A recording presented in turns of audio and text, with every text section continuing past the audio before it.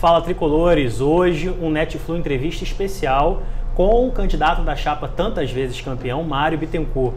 E eu já começo aqui perguntando por que você quer ser presidente do Fluminense. Olá Paulo, alô galera Tricolor. Quero ser presidente do Fluminense porque tenho uma longa história no clube, né? Iniciei minha passagem como sócio lá no início da década de 90, entrei como estagiário do jurídico no final de 1998. Estava completando 20 anos naquele momento, 20 anos de idade, advoguei por 18 anos para o clube, passei por 2 vezes no departamento de futebol e construí um conhecimento do clube, de todas as áreas do clube muito grande. Já fui candidato em 2016 e acho que hoje me sinto preparado e maduro para assumir esse cargo, e poder trazer o Fluminense de volta ao seu lugar devido, que é o topo do futebol brasileiro.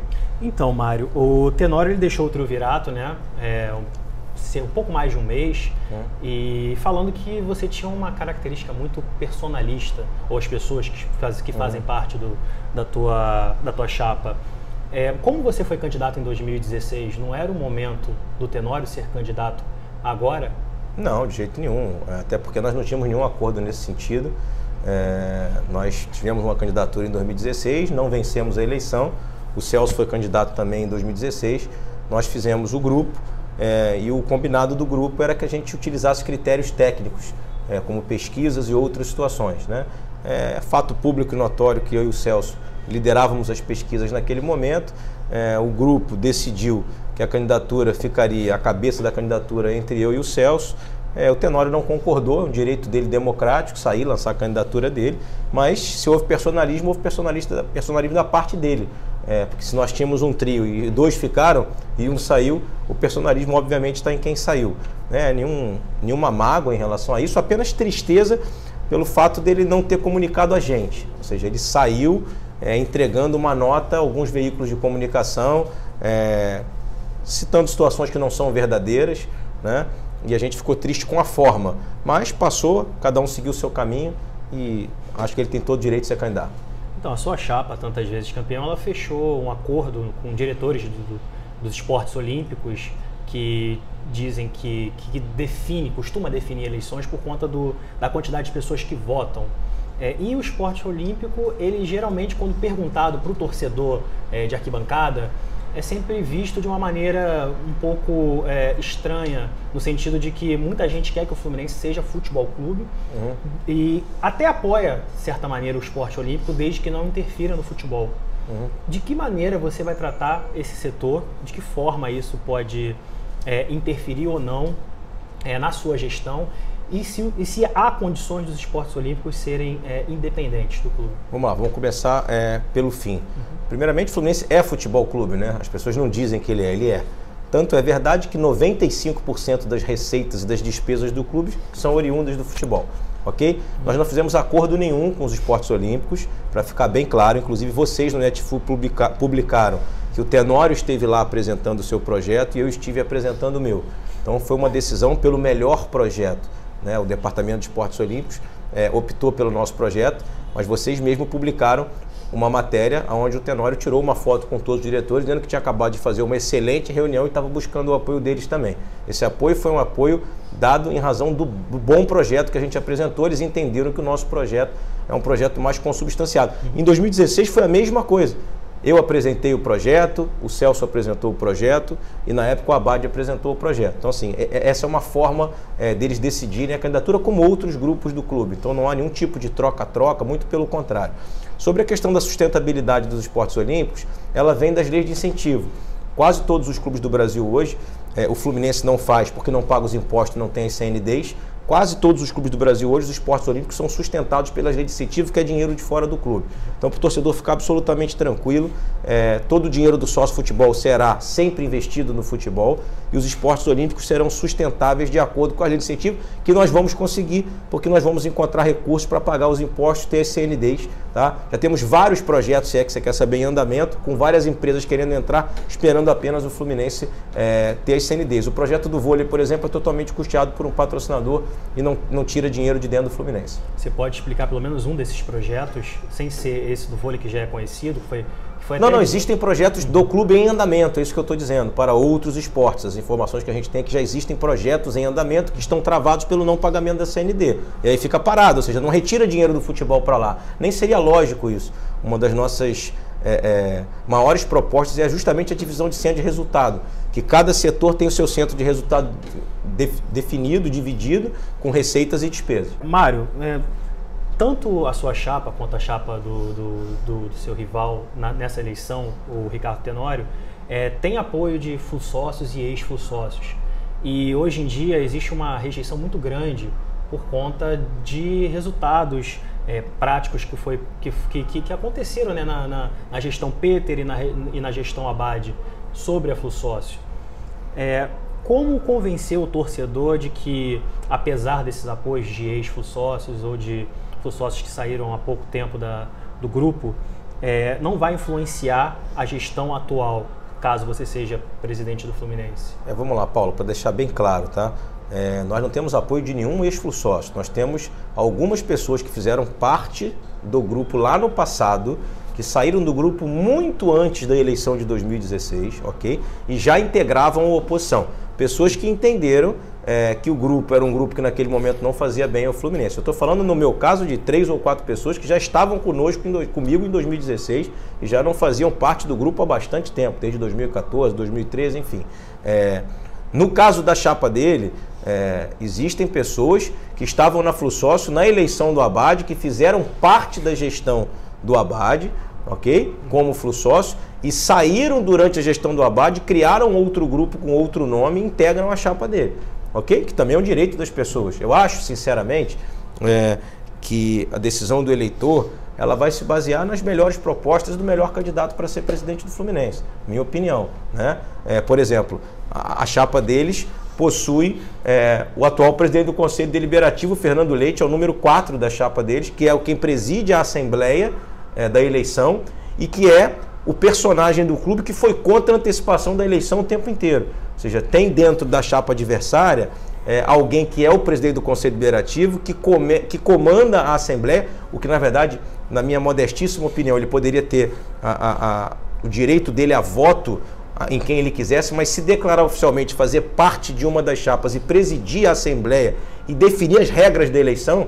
Por exemplo, a questão da censura da boca de urna ser feita pelos jornalistas foi definida pelo presidente do Conselho. Agora se voltou atrás, mas ele faz parte da chapa adversária. Então acho sinceramente que o eleitor do Fluminense vai saber entender e separar o joio do trigo, e essa questão de uma pergunta até política, mas ela não tem nenhum fundamento. O grupo seguiu, eu fui candidato de oposição e a Flu-Sócio apoiou o Abad, e acho até que o grupo parece que comunicou o seu encerramento recentemente, oficialmente. Enfim, acredito eu que tenha feito isso até para poder fazer os apoios que tem interesse em fazer na chapa do outro lado.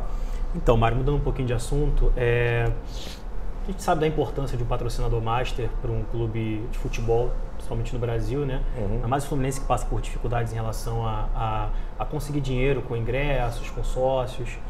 E o Fluminense, desde a saída da Unimed, passou por alguns problemas com patrocinadores que vieram para o clube. Drywood, Vale Express, a própria Under Armour, a anterior a Under, enfim.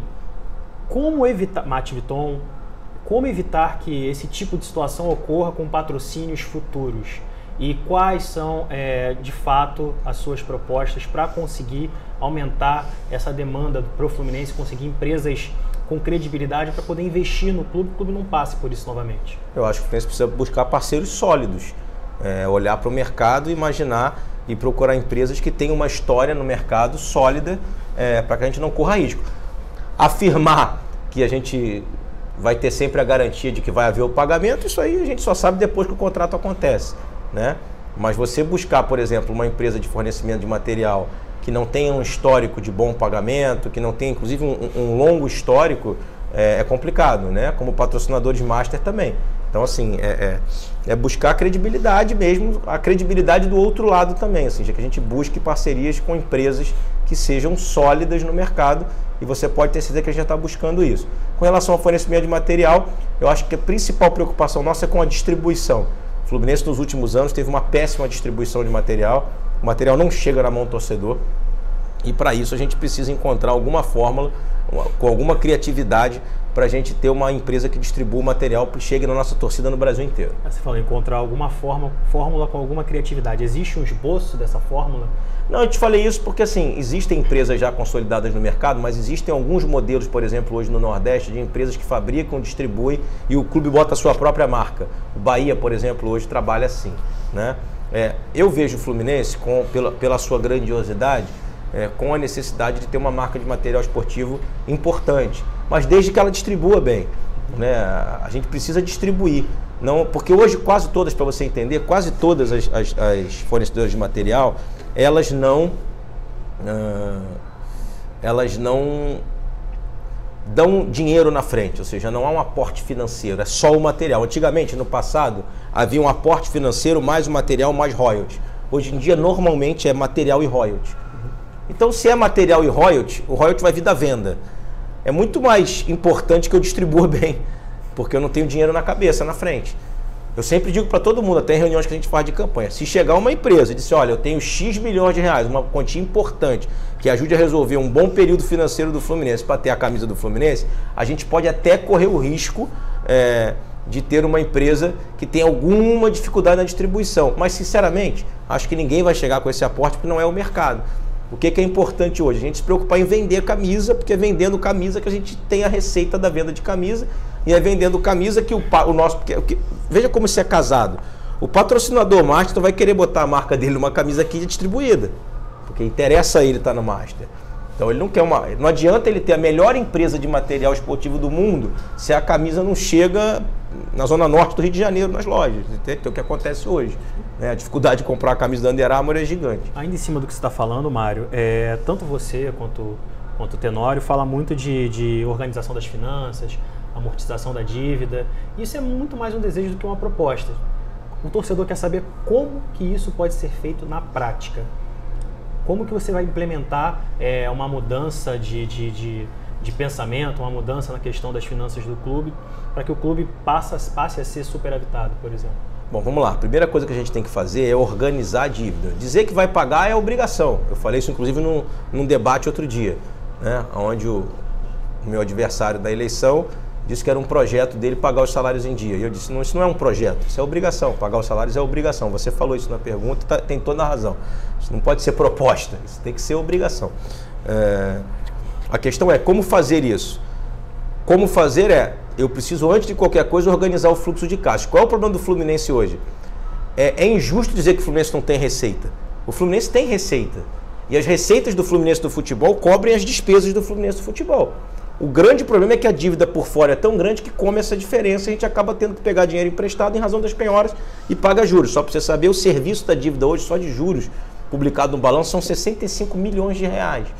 Então a primeira coisa que a gente fazer é tentar alongar o ato trabalhista, voltar a pagar o Profut. Pagando por mês a dívida, você tem fluxo de caixa. Então esse é o primeiro dever de casa. O primeiro dever de casa é buscar recursos para colocar os salários em dia e organizar o fluxo de caixa do Fluminense. Então, Mário, agora falando especificamente de campo e bola, futebol, o Fluminense ele vem atrasando problemas de atraso salarial já há algum tempo. Como que você pretende dar tranquilidade para os jogadores para evitar esse tipo de situação, principalmente por conta de proximidade de sempre 3 meses, quando falta perto de 3 meses para completar o atraso, o Fluminense vai lá e paga um.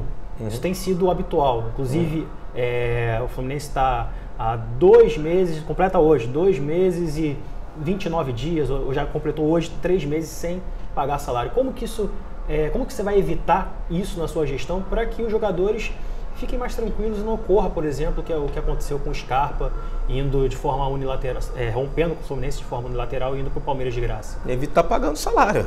Tem que arrumar recurso para pagar salário. Mas como eu disse no início da pergunta, para arrumar recurso eu tenho que ter fluxo de caixa. Se eu arrumar o recurso ficar penhorado, eu não vou pagar salário do mesmo jeito. Eu acho que é muito importante que vocês entendam isso, inclusive, o torcedor em geral. A gente precisa ter fôlego para ter o recurso. Não adianta captar X bilhões de reais com a quantidade de penhoras que a gente tem. Porque os X bilhões de reais entram, a penhora acontece, a gente não bota a mão no dinheiro, não paga o salário, pega dinheiro emprestado e faz nova dívida. Então, equacionar, parcelar, na verdade, né, dividir o pagamento da dívida faz com que a gente possa pegar o recurso e pagar. Né? E receita a gente tem, é o que eu estou dizendo. O problema é que a receita é toda mordida na boca do caixa na penhora. E boa parte dessa receita, né, ela vem de Xerém. Acho que hoje em dia provavelmente só perde para o que vem de TV. Sim, a primeira receita é cota de TV, depois é venda de jogador. E com relação a isso... Mas pode inverter. O Fluminense acaba ficando muito pouco tempo com algumas joias, como o caso do João Pedro, que já está vendido, Richarlison, que não foi formado no Fluminense, mas ficou pouco tempo no Fluminense. Sim. Como que você acha que poderia evitar uma situação dessas, isso pensando mais na base, jogadores que já vêm fatiado com o empresário tendo boa parte dos direitos e já negociado, como evitar esse tipo de situação e transformar a diretoria do Fluminense numa diretoria que também tenha um poder maior de barganha na sua base? Organizando as finanças, organizando o pagamento da dívida, parcelando. Por quê? Por que vende no desespero? Vende no desespero porque está com o Pires na mão, porque está passando necessidade, porque tem que pagar o salário, como você falou, e não tem fluxo de caixa, tem um monte de penhora.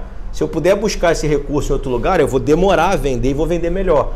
O caso do João Pedro é uma atrocidade, porque você vender um menino de 17 anos por 10, 12, 15 milhões de euros, se for pago à vista, você pode ter o argumento de que você não sabia se esse jogador ia performar, porque ele ainda é muito jovem, ok? Mas você dizer que vendeu por 10 milhões, mas ter recebido só 2 de euros, e esses 10 podem acontecer com performance dele fora do Fluminense, você está correndo um risco absurdo de botar para fora um jogador que pode valer 30 milhões de euros, 40 milhões de euros. Então, assim, essa venda é uma venda que foge a todos os padrões, mesmo de desespero. Entende o que eu estou dizendo? Nós estávamos desesperados, o clube estava desesperado, mas se o clube está desesperado e vende por 10, 12 de euros à vista, você está falando aí de algo em torno de 40 milhões de reais, que em tese segura a folha do time por um ano. Mas quando você faz por 2 de euros, era muito melhor você buscar esse 2 de euros em algum lugar, numa instituição financeira, ou vendendo até um outro jogador mais barato. Mas sem crédito? Como assim? Como é que vai buscar numa instituição financeira? Mas busca, o Fluminense não pegou empréstimo no final do ano para pagar os impostos, no ano passado? Pegou, lógico que busca, lógico que pega, porque tem ativos a fornecer, porque tem as cotas de TV, enfim, tem uma série de situações que pode fazer. O que acontece do Fluminense é que o Fluminense gere mal a sua dívida, que eu estou dizendo para você desde o início. Entendeu? A gente não pode ter esse raciocínio simplista. Como é que o Fluminense tem sobrevivido, então? O Fluminense tem sobrevivido porque ele pega dinheiro emprestado, né? Porque ele pega dinheiro, instituição financeira, sim. Porque ele faz operações, sim. A troco de cotas, por exemplo? Às vezes a troco de cotas, às vezes a troco de percentual de jogadores, às vezes a troco de pagar com seus próprios recursos. Tudo isso é ruim para o Fluminense. Tudo isso causa danos à organização financeira do Fluminense. Então o que eu estou dizendo? Estou dizendo a você que a primeira coisa que nós temos que fazer é organizar o pagamento da dívida. Porque veja bem, não importa que eu tenha que pagar o valor mensal. Eu pagando o valor mensal faz com que eu consiga olhar para as contas e dizer, se eu vender um jogador aqui, esse dinheiro vai entrar para pagar o salário. O que acontece hoje é que as medidas paliativas, o Fluminense não trata a doença, o Fluminense vai dando um remedinho e isso vai virando uma bola de neve, entende? Então a venda do João Pedro é um absurdo, porque assim, pode haver o argumento que foi feito no desespero? Pode. Mas se foi feita no desespero, por que não foi feita por 10 milhões de euros à vista? Porque aí é um risco que você corre amanhã ele não ser um grande jogador, enfim, eu acho que vai ser um brilhante jogador, mas você vendeu por um valor que você venderia qualquer outro jogador do elenco, por exemplo, profissional, por 2 de euros. Então a gente torrou um ativo. Por quê?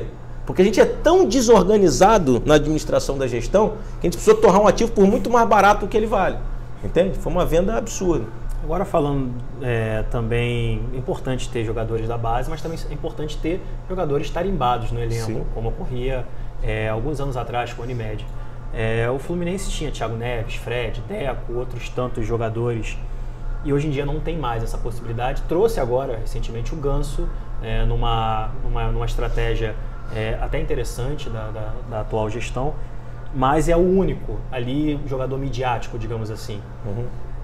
Como você pretende voltar a investir em jogadores de renome, até para ativar o marketing que O Fluminense sempre foi um setor muito criticado pela forma como é trabalhado. Inclusive, nem existe mais departamento de marketing no Fluminense, pelo menos na atual gestão. Cara, a gente vai fazer sim. Há um projeto nosso de já trazer no primeiro ano de gestão 2 ou 3 jogadores que possam realmente fazer com que o torcedor volte ao estádio. Isso faz parte do nosso projeto de reativação do sócio-futebol. Nosso sócio-futebol é muito ruim. A gente pretende aumentar exponencialmente o sócio-futebol, né? Óbvio que com responsabilidade, deixando bem claro para o torcedor que o Fluminense não tem dinheiro para adquirir, comprar jogadores, então a gente vai ter que ser criativo, como foram criativos da chegada do Ganso. Criatividade, os jogadores que tiverem vindo têm que entender que o Fluminense não consegue mais pagar os salários estratosféricos que pagava na época do patrocínio. Mas nós estamos principalmente canalizando todas as nossas forças para que o projeto seja com relação a jogadores que já vestiram a camisa do Fluminense, principalmente, e que tenham vontade de voltar para o clube, não só do ponto de vista profissional, mas como do ponto de vista pessoal, né, emocional, pelo amor que possuem pelo clube. Então nós estamos trabalhando firme para isso. Essa criatividade, ela passa em torno do que, por exemplo? Atrelar o salário do jogador a desempenho, também, a venda de camisas? Também, como é que funciona também isso? Atrelado a um projeto de marketing, atrelado a um projeto com sócio-futebol, atrelado a atrair um patrocinador master para que possa custear parte desses salários, atrelado a trazer outros patrocinadores, empresas que tenham interesse em utilizar a imagem dos jogadores. Isso tudo é feito na Europa de forma clara e simples até. Isso, eu diria para você que isso é o básico.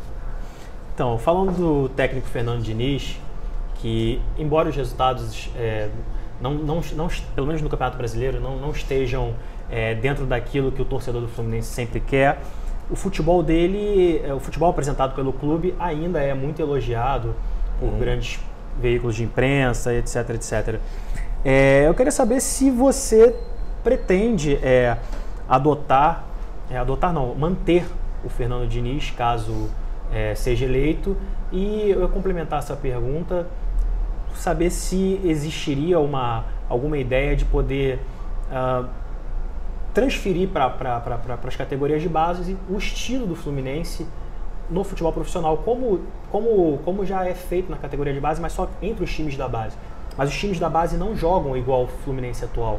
Como diminuir essa distância, para fazer com que os moleques já cheguem mais ou menos dentro dessa filosofia de jogo, tanto sendo o Diniz ou outro técnico que porventura chegue ao Fluminense? Eu acho que o Fluminense tem que adotar uma filosofia de jogo, sim, que venha desde a base.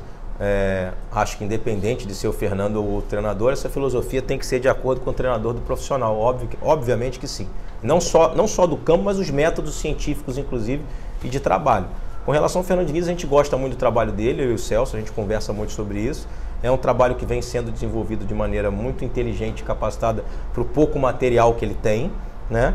Mas eu sempre digo que o Fluminense é um clube grande, gigantesco, que precisa de resultados. Assim, para deixar bem claro a você, eu acho que o grande equívoco do futebol brasileiro é que o dirigente ele precisa entregar ao treinador um projeto e o treinador devolver uma resposta sobre o projeto. Exemplo, olha, você tem um elenco, você tem um time, qual a sua proposta de trabalho e aonde você vai me levar com esse time aí? Se o treinador disser que vai levar a um lugar tal, é uma meta. Então a gente tem que criar metas. Obviamente que eu não seria injusto de achar que com o elenco que o Fluminense tem hoje, que o time titular é bastante interessante, mas o elenco como um todo não tem peças de reposição, por exemplo, é complicado você querer que o Fluminense ganhe o campeonato de ponto corrido, que normalmente é vencido pelos clubes que têm mais investimento financeiro, porque é um campeonato muito longo. Nas competições de mata-mata, o Fluminense tem ido bem, né? Com o esquema do Fernando e o time funcionando. Mas precisa também se entender que o clube precisa de um planejamento para vencer competições, né? Então, estará sempre sob avaliação o trabalho atrelado também aos resultados. Estádio próprio, Laranjeiras, Maracanã, são 3 temas que tá sempre aí no imaginário do torcedor. E o Fluminense, nos últimos anos, ele vem acumulando prejuízos em partidas, sobretudo no Maracanã, né? Quando não vende jogos ou quando não é um clássico que acaba lotando. Como resolver isso em curto prazo? Porque só em 2018, salvo engano, o Fluminense teve prejuízo de mais de 10 milhões com bilheteria. Como resolver essa situação em curto prazo? investir em Laranjeiras, estádio próprio, ou restabelecer um novo negócio com o Maracanã? Já falei nas redes sociais o que eu acho sobre esse tema, já escrevi várias vezes sobre ele. Acho que um clube que passa por dificuldade financeira, que não paga salário, não paga imposto, não tem um time condizente com as suas tradições, tem que priorizar tudo isso para depois pensar em construir outro equipamento. O Fluminense tem um CT inacabado, tem Laranjeiras abandonada, precisa gerir o Maracanã e tem Xerém. A gente inventar um outro equipamento agora seria algo extremamente preocupante. Então, neste momento que o clube vive, a gente precisa manter a nossa concessão, renovar a nossa concessão com o Maracanã, ok? E revitalizar Laranjeiras para jogos de pequeno porte. Essa é a nossa ideia de momento, não excluindo a possibilidade de um estádio próprio no futuro, porque a revitalização de Laranjeiras não inviabiliza ter um estádio próprio no futuro e ter um estádio próprio em Laranjeiras, mas com um bom projeto, com viabilidade, com uma grande oportunidade. Mas neste momento o Fluminense tem que renovar sua concessão com o Maracanã e revitalizar Laranjeiras. Você me perguntando como é que faz para diminuir o prejuízo? Fazendo uma boa gestão do Maracanã. Eu não tive acesso ainda ao contrato, ao documento, à concessão, enfim, mas o que recebi de informações é que ficou muito bom para o Fluminense, ou seja, a parte que cabe ao Fluminense vai ser muito boa e muito facilitadora do ponto de vista de obter recursos. Então trabalhar isso de forma inteligente. O Fluminense é conhecido por ser um clube nacional, por ter torcida em todos os cantos. Internacional. Nacional que eu estou falando em relação à torcida e tal. Existe... Muita gente fala que nos últimos anos existe um distanciamento do clube, né, dos dirigentes com a torcida. Como que você pretende fazer essa reaproximação com o torcedor, principalmente os que moram em outros estados? Fazer essa reaproximação primeiro com um grande programa de sócio-futebol que abranja todas as classes sociais, isso é muito importante. Alguns clubes no Brasil já fazem isso, né? Tem planos para todas as classes sociais. O Bahia, por exemplo, só para você saber, acabou de lançar o sócio-futebol bermuda e chinelo, que são para pessoas que ganham até um salário mínimo, pagam R$20 por mês para ver todos os jogos do Bahia, já conseguiram grandes adesões, né? O Fluminense precisa ter plano para todas as classes sociais, para os torcedores seus de todas as classes sociais, de todas as comunidades, enfim. E o Fluminense precisa, além disso, instituir o voto online, né? Eu acho que é importantíssimo, porque quando a gente viaja pelo Brasil para palestrar, a maioria dos torcedores que são sócio-futebol fora do Rio de Janeiro, eles são sócio-futebol muito para exercer o seu direito a voto, tem orgulho disso. Então o Fluminense precisa criar um modelo onde o sócio de fora do Rio de Janeiro possa votar. Aproximar com ações de marketing. A gente tem um projeto maravilhoso que acho que vocês até divulgaram, que é o Casa Fluminense, de fazer eventos nos Jogos do Fluminense fora do Rio e no Rio de Janeiro, né? Então a maneira de aproximar é fazer com que o torcedor esteja perto do clube. Uma das ideias, por exemplo, passar a voltar a fazer os treinamentos recreativos às vésperas dos clássicos, do jogo importante nas Laranjeiras. Laranjeira desaqueceu em razão de que o Fluminense só treina fechado no CT, não dá acesso às crianças de contato com seus ídolos, enfim. O futebol, Paulo, tem um componente que nenhuma empresa tem, né? Que é a paixão do torcedor. Ainda rapidinho, Mário, em cima disso que você está falando, questão do voto online, que possibilitaria torcedores de outros lugares do país a participar do pleito. Como que você pensa nisso? Como eu estava te falando, implementar logo no primeiro ano de gestão um trabalho para possibilitar o voto online já na próxima eleição. Isso é uma questão de tecnologia, né? Eu sinceramente não consegui entender como é que uma gestão que defendia tanto essa questão do sócio-futebol e da tecnologia não tem implementado isso em 2 anos e meio. Né? Todo mundo consegue, só o Fluminense não consegue fazer as coisas. Mas voltando ao que eu estava te falando, o Fluminense precisa reaproximar o seu torcedor e o Fluminense precisa ter alma de clube de futebol, porque o futebol envolve paixão. O torcedor de futebol é o único sujeito do mundo que continua amando aquela camisa, aquela marca, aquele escudo, independente da vitória ou da derrota, diferente de qualquer outro produto. Né? Se você for comprar um automóvel e não ficar satisfeito, você não compra outro da mesma marca. O clube de futebol não, você vai estar sempre amando, vai comprar camisa, mesmo nas derrotas, mesmo nos momentos de dificuldade. Então, se o Fluminense não tiver uma diretoria, uma gestão, um presidente que entenda essa arquibancada, entenda essa relação com o torcedor, o Fluminense não vai se aproximar. E pode ter certeza que a gente, se vencer e está chegando lá, a gente vai entender isso bem. Então, Mário, em 2016, o NetFlu passou por uma espécie de censura nas Laranjeiras, né, na gestão do Peter Sinsen, porque a diretoria naquela época entendia que o site publicava notícias que prejudicavam o clube, não era um site pró-Fluminense. Como que vai ser o seu relacionamento com o NetFlu, principalmente, e com outros portais tricolores, mesmo os que não sejam profissionalizados como o Netflu, a partir do dia 10 de junho, caso você seja realmente eleito? Um relacionamento de transparência, de abertura, o melhor possível, desde que respeitados os limites profissionais que todos nós temos que ter do Fluminense. Mas eu jamais poderia ter qualquer relacionamento ruim com a imprensa, seja ela de que área for, porque minha mãe era jornalista, né? Meu pai é engenheiro civil, mas o meu padrasto foi casado com minha mãe por 25 anos e que eu convivi com ele desde os 8 anos de idade, 9 anos de idade na mesma casa, também era jornalista esportivo. Eu sou de uma família de pessoas dessa profissão, sei da relevância, da importância, da luta diária, que é a busca das informações, né? E acho sinceramente que o Fluminense, se for bem gerido, vai produzir boas notícias, né? O Fluminense precisa produzir boas notícias. E aí, como é que você produz boas notícias?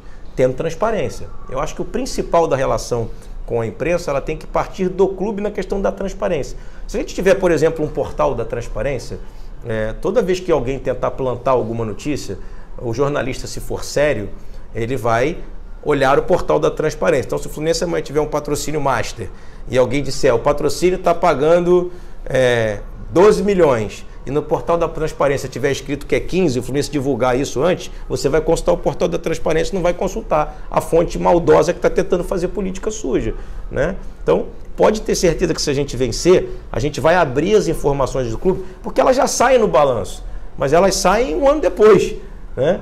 Por que não já divulgar elas agora, para quando o balanço sair, você diz, isso aqui eu já sabia, isso aqui eu já sabia. Obviamente, até ontem, um dos players políticos do clube deu uma entrevista dizendo, não, nós temos que divulgar salários aí, isso existe jurisprudência, inclusive, do TRT e do TST, dizendo que você não pode divulgar o salário de ninguém. Você pode divulgar o valor da folha. Olha, a folha do clube custa X, a folha do futebol custa Y, né? Mas existe política de privacidade, de governança, inclusive, sobre você não expor funcionários, enfim. Mas todo o restante, o valor do material, quanto o Fluminense recebe de material esportivo, por exemplo, né? Vai entrar uma nova empresa que vai fabricar a camisa do Fluminense. Quantas peças são? 38 mil, 40 mil, 55 mil? Por que não estar isso no portal da transparência? Por que o Fluminense esconder isso? Por que esconder o valor do seu patrocínio mais? Por que esconder o valor das suas negociações?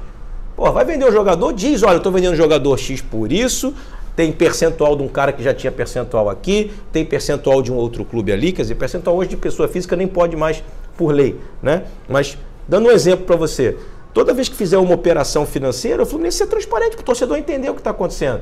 Olha, estou vendendo o jogador tal, tem cláusula de performance assim, tem cláusula de recompra, estou colocando uma cláusula específica. Por que não falar isso para o torcedor, se eu sou obrigado a publicar o balanço todo ano? Mas você imagina se eu puder diluir isso. Você, o Netflu, quando eu digo você, né, o Leandro, assim, o Netflu em si, os outros portais e os outros veículos de comunicação, né, imprensa escrita, falada, o rádio, toda vez que tiver uma dúvida, vai lá, acessa, tem acesso ao portal da transparência. Então é simples, a relação vai ser de transparência. Então, Mário, quer deixar as suas considerações finais para o torcedor do Fluminense, para quem vai participar do pleito agora, dia 8? Torcedor tricolor, no dia 8 de junho, você terá a oportunidade de exercer o seu direito democrático de votar nas eleições do Fluminense, você que é sócio contribuinte, proprietário ou sócio futebol. E tenho certeza que a nossa chapa, tantas vezes campeão, Mário Bittencourt e Celso Barros, é neste momento a chapa mais preparada, com mais propostas, para que a gente possa ter novamente um Fluminense vencedor, para que a gente possa reerguer o Fluminense em todas as áreas e construir o Fluminense do futuro. E por isso, eu peço a você que pense bastante e defina o seu voto na nossa chapa e no dia 8 de junho aperte o 20, votando Mário Bittencourt e Celso Barros. Muito obrigado, saudações tricolores, que nós temos uma linda festa nas Laranjeiras. Mário, queria te agradecer pela entrevista e torcer que o pleito eleitoral do Fluminense ocorra de maneira mais tranquila possível, tanto para quem se candidatou como para quem vai votar. E agora fica para o torcedor do Fluminense fazer a escolha, quem vai suceder Pedro Abad, sábado agora, dia 8, nas Laranjeiras. Então, o voto é com vocês.